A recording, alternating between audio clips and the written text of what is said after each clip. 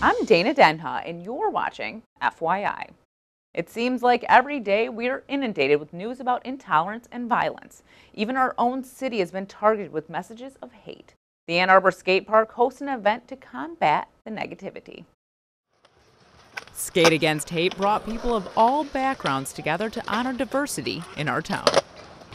Skate Against Hate is a chance to try to come together in a sense of community celebration and inclusion, where the skating community, the non-skating community can be together and affirm a positive vision of inclusion and diversity.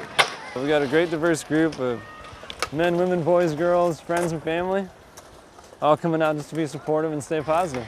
A lot of people in our community are feeling under attack. People of color, immigrants, LGBTQ people. So that takes its toll. And it's important to have a space where people can come together, they can celebrate, they can have fun, break bread together, meet new people, and affirm that community vision of where we want to be, rather than just being locked in that anger and that distress over some of the ugliness we're seeing in our world. Stay positive, keep skating. Finding a way to be part of that vision of community and inclusion is something we should all be taking advantage of. Stay tuned, and we'll be back shortly with more news and information.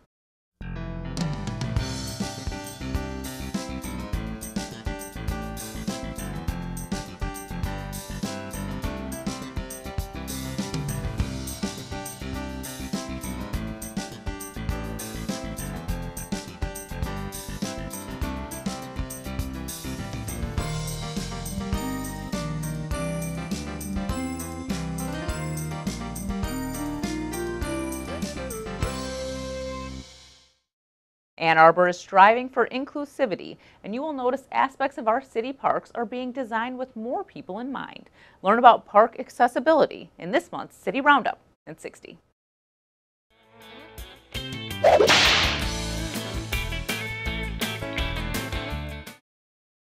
Hi, I'm Hillary Hansel, a landscape architect and park planner with the City of Ann Arbor Parks and Recreation Department. Today I'd like to talk to you about accessibility here in our Ann Arbor park system. There are a few things you may have noticed in our parks, such as benches that appear to have been installed off-center. This is actually an intentional design decision to accommodate users in wheelchairs sitting next to those on benches. There are also picnic tables with elongated extensions on one end, and this also is done to accommodate users in wheelchairs. We also have a unique feature here in Gallup Park, the new Universal Access Playground that you can see behind me. This playground was designed with input from the Center for Independent Living that provided design recommendations to accommodate children as well as caregivers of all abilities. Here in the Ann Arbor Park System, we're working hard to reduce barriers and improve accessibility, and we hope you will join us. The Wilburn family is in deep water as they try to save what was once dubbed the finest fishing lodge in the Ozarks. PTD's production of Farce of Nature will have you hook, line, and sinker. Joining me are directors Dennis Platte and Janet Rich for Farce of Nature. Welcome to the show. Thank you very much. You're a newbie, Janet. So let's start with you. What did you like about Farce of Nature? Tell me a little bit about the story and why you wanted to. Well, it's a farce, and I mean, why wouldn't you want a farce? You want to laugh, huh? I'm a laugher. I like to laugh, and so when picking out shows or picking out something that I think that other people would enjoy, I always go to comedies. But farce is something that is traditionally, you can't help but laugh. I mean, it's built into everything. Yeah. So, yeah, that's why Farce of Nature is dear to me. And it's about a family who really do love each other, but they're put into an incredibly crazy situation, and there's doors that open and close and all kinds of stuff, and that's what the show's about. So who, you guys are co-directing it, which I feel like is a little unusual. I haven't had a co-director situation on my show before. So who chose the show? Actually, Dennis did. I did. We have a committee from PTD that does play selections, and that they read and bring plays in, and then that's presented to the board. And if the board likes the season, then it's passed. And Dennis has always loved directing, and he found this play, and was part of the committee and submitted it, and it was chosen. And then how did you decide to direct it together? How did we? Because I love farce, and I love my husband, and I really like the show. And Dennis and I have worked together before and have directed before together, but it had been many years since we've done that. 5 or 6 years probably. And we wanted to try that again and see how, if we still have chemistry that way for the theater together. And I think we do. It was fun. We haven't killed each other. Do you have an AD, or is it just the two directors? We did have an AD. Yeah. She was unable to continue. Yeah. So we're taking, we That's share that role But a just little for the bit last too. week or so. Yeah. Yeah.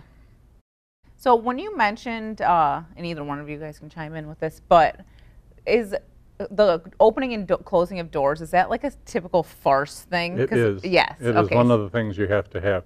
And we only have 4 doors in ours, and we had 7 the last time I did a farce. Yeah. You know, so, but there's swinging doors. I mean, that's almost always there. Yeah. A couple doors where you're going in one side and coming out the other, and it always has to happen in a farce. There's several things like that. Yeah, that's what I was wondering, because I feel like you are very into the farce. I feel like I've talked to you about a couple farces already. So what is it, why are you so attracted to doing them? It's the same thing. For one thing, I think we're in a time where a lot of people don't take time to laugh. There's a lot of things going on, and it's Christmas time, and I just wanted to have fun and have other people have fun and laugh, and instead of all of the things that are going on and driving them nuts. So that's the big piece of it. And we had fun doing it. We had so much fun. I mean, we were laughing every night. You know, there would be somebody would come up with a new little thing or something, and we'd just crack up. You know, so I think it's probably hard for the cast, at least at first, not to crack up at everybody else. You know, because they're supposed to be very serious about this whole thing. Yeah. You know, the whole cast is like supposed to be like normal. Yeah. Yeah. But to us, they're crazy. Well, I'm sure you guys are having a ball just watching it, cracking up. Yes. So why don't you mentioned the cast, it's a very colorful cast of characters. Why don't you tell us a little bit about some of the characters in the show? Some of the characters? Well, there's Wanell Wilburn. She is the wife of Jean Wilburn, and they own the Reel 'Em In. And she's frustrated right now because she's not getting the romance that she would like from her husband. And so there is a lot of, her motivation is wanting to get that romance back in her life.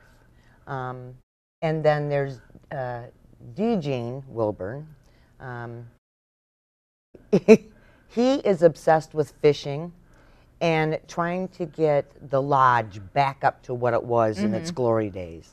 And so he's got schemes going on, and which is taking all his time away from his wife. They have a son named Ty, who is now in Chicago trying to be an actor, but actually he is just a busboy. But he has very nice shoulders and nice pecs. And he wants to, the dinner theater that he works at, they only do The Odd Couple. And they've done The Odd Couple for years. And he's been trying to get into that production. And the only productions that are, the only characters that are left are the Pigeon Sisters. And so he's having a trauma over that. So meanwhile, his girlfriend is the daughter, Jenna, and she's been waiting for him to come back from Chicago because they've been in love, and she hasn't seen him in 6 months. So her and her mother are in quite the same position. And in Chicago, there are things going on. And Carmine DeLuca is under witness protection, and he ends up in a little lodge with the rest of these people, followed by Sonny Barbosa, who's the head of the clan in Chicago, is looking for him. And who else? Lola Barbosa, his wife, has dumped him because he's gone to jail. he's gone to jail. and Yeah. so- And there's one, and then there's Roxanne, who is looking to spruce up the lodge for them, or it seems like. Yeah. Okay. She's got other plans, actually. Those were the main characters. Did I Okay. we leave anybody out? I don't think so. That was a lot. There was a lot of people. Yeah. 9. So when is the show? It starts November the 9th, this Thursday, and it runs Thursday, Friday, Saturday, and Sunday. Sunday is a matinee. And then we open again on Wednesday for a matinee. And then it runs Thursday, Friday, and Saturday, all at 8 o'clock performances. Okay, so we have plenty of chances to go see the show. Absolutely. And just tell people why they should. Oh, you want to laugh. Come laugh. Really, come laugh. Put your cares away. Don't worry about anything. Don't worry about the Thanksgiving dinner or anything else. Just come and laugh. Just come and laugh and enjoy. Dennis, did you want to I'm add? with her. Yeah. Okay, Just fine. perfect. Yeah. All right, thank you both for coming on the show. Well, thank so you much. for having us. Visit a2gov.org/watchctn for more on this and other programs. Thanks for watching, and tune in next time to FYI.